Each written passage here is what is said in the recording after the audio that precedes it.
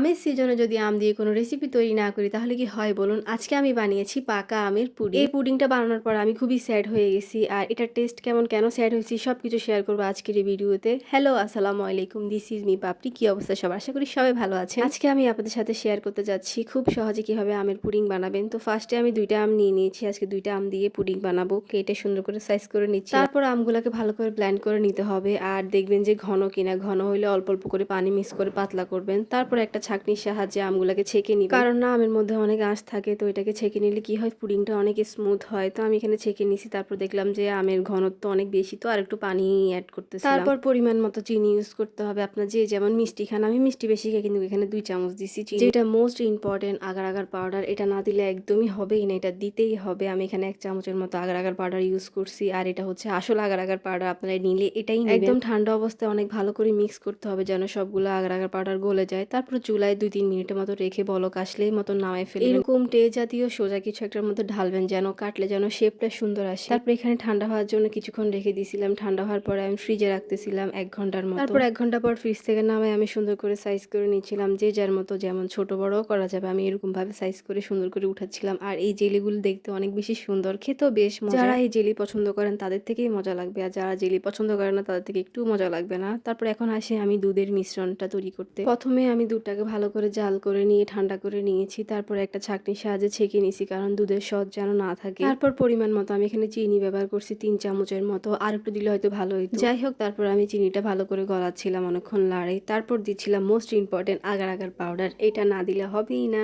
তো এখানে আমি ১.৫ চামচের মতো আগার আগার পাউডার ইউজ করছি। তারপর আর কি ভালো করে মিক্স করতেছিলাম আগার আগার পাউডার আর দুধের মিশ্রণটা ভালো করে মিক্স করার পরে চুলায় বসায় দিলাম। আর এখানে ২-৩ মিনিটের মতো আমি ভালো করে লাড়তেছিলাম। বলক আসলেই মতন আমি নামাই ফেলবো। তো এখানে বলক চলে আসছে। যে বাটিতে আমি আমের পুডিংটা বসাবো ওই বাটিতে আমি আগে আমের জেলিগুলা দিয়ে নিয়েছিলাম। তারপর গরম গরম দুধ ঢেলে দিছি। আর এখানে মনে হয়েছে যে দুধের পরিমাণটা অনেক বেশি কম হয়ে গেছে, আর একটু বেশি হলে ভালো হইতো। যাই হোক, ফার্স্ট টাইম। তারপরে আমের পুডিংটা সেট হওয়ার জন্য রেখে দিব, মানে বাইরে ঠান্ডা হওয়ার জন্য রেখে দিব। ঠান্ডা হওয়ার পরে ফ্রিজে রাখবো। ফ্রিজে রেখে ঠান্ডা ঠান্ডা খেতে বেশ মজা লাগবে। প্রায় ৪-৫ ঘন্টার মতো ফ্রিজে রাখছি। এখন সুন্দর করে ঢালার পালা। আর এটার লুক কিন্তু অনেক বেশি সুন্দর আসে, বাট আমারটার এত বেশি আসে নাই, বাজে আসছে। কারণ আমি আপনাদেরকে আগেই বলছি এখানে দুধের পরিমাণ খুবই কম হয়েছে। আমি ১ প্যাকেট দুধ দিয়ে বানাইছি, হয়তো ২ প্যাকেট দিয়ে বানালে হয়তো আরো বেশি সুন্দর আসতো। যাই হোক, এখন টেস্টের পালা। এই আমের পুডিং এর টেস্ট মোটামুটি মজা, এত আহামরি কিছু না। ইউটিউবে আমি যেমন দেখছি যে মজা মজা, এত মজা না, বাট হ্যাঁ মোটামুটি মজা আছে। এই আমের পুডিং এ মিষ্টির পরিমাণ খুবই কম ছিল, যেহেতু ডেজার্ট আইটেম মিষ্টির পরিমাণ বেশি থাকলে বেশি মজা লাগে, আর আমি তো আরো মিষ্টি লাভার। আর এই আমের পুডিং বানানোর জন্য আমি খুবই এক্সাইটেড ছিলাম। খাওয়ার জন্য তো আরো বেশি, কিন্তু বানানোর পরে আমি খুবই স্যাড হয়ে গেছি। মানে এত আহামরি মজা না, মোটামুটি। আপনারা টেস্ট করে দেখতে পারেন যারা ম্যাঙ্গো লাভার আছেন। আপনারা কারা কারা এই রেসিপি ট্রাই করেছেন এবং খেয়েছেন অবশ্যই আমার কমেন্ট সেকশনে রিভিউ দিয়ে যাবেন। আমার রেসিপিতে কোনো ভুল ত্রুটি থাকলে আপনারা কমেন্ট করে জানিয়ে দিবেন। আর কিছু জানতে চাইলে আপনারা কমেন্ট করবেন, আমি সবার কমেন্টে রিপ্লাই দিই। তো যাই হোক, আজকের এই পাকা আমের পুডিং রেসিপি এই পর্যন্ত। কেমন লেগেছে আপনাদের থেকে অবশ্যই কমেন্ট করে জানাবেন। সবাই ভালো থাকবেন, সুস্থ থাকবেন, আমার জন্য দোয়া করবেন। সবাইকে আল্লাহ হাফেজ, আসসালামু আলাইকুম।